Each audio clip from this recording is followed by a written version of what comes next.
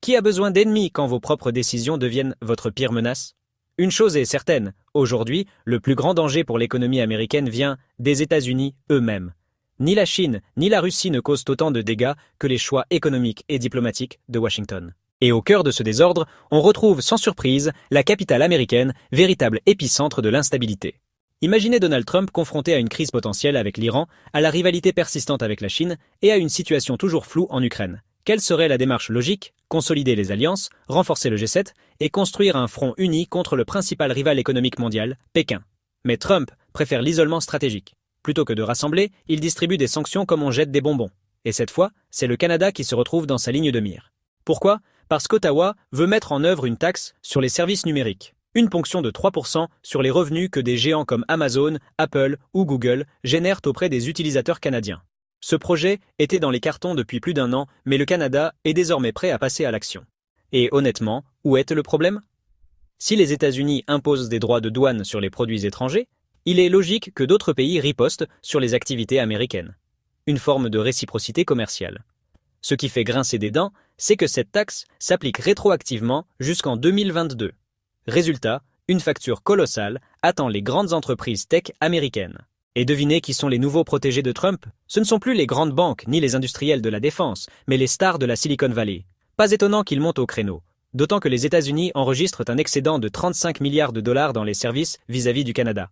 Un chiffre énorme pour une économie globalement déficitaire dans ses échanges extérieurs. Alors pourquoi tout gâcher? Si Ottawa décidait de taxer cet excédent, l'irritation de Trump devient plus compréhensible. Mais dans le fond, cette querelle douanière ressemble plus à une posture politique qu'à une stratégie cohérente. Le message américain est limpide. Abandonnez cette taxe numérique ou nous quitterons la table des négociations commerciales. Une menace accompagnée d'un tarif douanier de 25% sur les produits canadiens. Et cette mesure pourrait entrer en vigueur dans quelques semaines. Pour le Canada, c'est un coup très dur. Environ 80% de ses exportations sont destinées au marché américain. Autant dire que ces taxes frapperaient directement les entreprises canadiennes. Mais attention, les États-Unis ne sont pas non plus à l'abri. L'image est claire, un boxeur qui fanfaronne alors qu'il est déjà sérieusement touché. L'Amérique mène actuellement des conflits commerciaux avec plus d'une centaine de pays. Rien qu'en 2023, elle a importé pour 430 milliards de dollars de produits en provenance du Canada, allant des biens de consommation aux pièces industrielles. Imposer des tarifs sur tout cela aurait forcément un impact sur les prix pour les consommateurs et les industries américaines. Et ce bras de fer avec le Canada n'est qu'une pièce du puzzle. Les exportations chinoises subissent déjà des taxes massives. Rompre un accord avec un allié du G7, c'est jouer avec le feu. C'est imprudent et potentiellement coûteux. L'économie américaine commence à montrer des signes de faiblesse. Le produit intérieur brut du premier trimestre a reculé de 0,5%. Un signal d'alarme, il faut bien le dire. Pourtant, les marchés boursiers réagissent comme si de rien n'était. L'indice S&P 500 a bondi de 24% depuis son creux d'avril. C'est une euphorie complètement déconnectée des réalités économiques. Les taux d'intérêt restent élevés, la marge de manœuvre budgétaire s'amenuise et la guerre commerciale s'intensifie. Un vrai cocktail explosif. Ce qui est encore plus inquiétant, c'est la situation de la consommation, qui représente environ 70% du produit intérieur brut américain. En tenant compte de l'inflation, les dépenses des ménages ont reculé de 0,3%. Les services, qui affichaient une belle croissance autour de 2%, plafonnent désormais à 0,7%. Les Américains serrent la ceinture et tous les secteurs en ressentent les effets.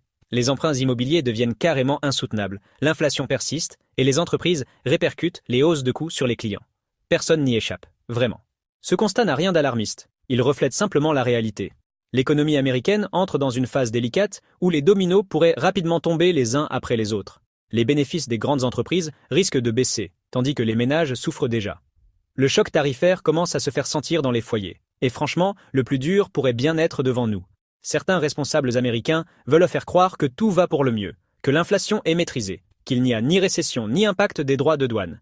Mais ces propos sont loin de la réalité. Il suffit de regarder autour de soi pour constater que les consommateurs peinent à boucler leur fin de mois. Le danger, c'est qu'à force de tensions commerciales, des partenaires historiques comme le Canada pourraient diversifier leurs échanges et réduire leur dépendance vis-à-vis des États-Unis. Et devinez qui pourrait profiter de cette réorientation? La Chine. Elle se ferait une joie d'acheter du pétrole canadien à bas prix en remplacement du brut américain. Passons maintenant à la Russie et à ses fameux avoirs gelés. Pendant longtemps, une question est restée en suspens. Pourquoi Vladimir Poutine est-il resté aussi impassible face au gel de 300 milliards de dollars appartenant à la Russie? Une somme immense, capable de financer des réformes sociales majeures ou de renouveler un arsenal militaire entier, que ce soit en Chine, aux États-Unis ou en Russie. Mais récemment, le président russe a clarifié sa position. Selon lui, cette perte serait un sacrifice acceptable s'il permet de briser l'hégémonie financière du G7. Une déclaration forte qui change complètement la perspective. Beaucoup pensaient que Moscou allait tout faire pour récupérer ses fonds. Finalement, ce n'est peut-être pas sa priorité.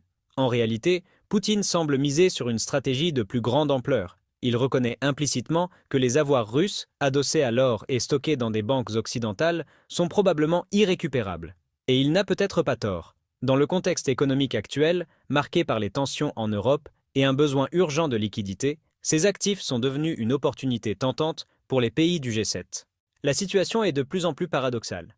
L'Europe coopère avec Washington pour sanctionner Moscou tout en subissant elle-même des droits de douane imposés par les États-Unis. Pire encore, elle a perdu l'accès au gaz russe bon marché. On assiste à un renversement total des repères économiques.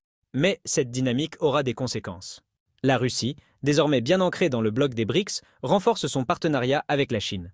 Et ces 300 milliards gelés pourraient en réalité servir de levier pour remettre en cause la domination occidentale sur le système financier mondial.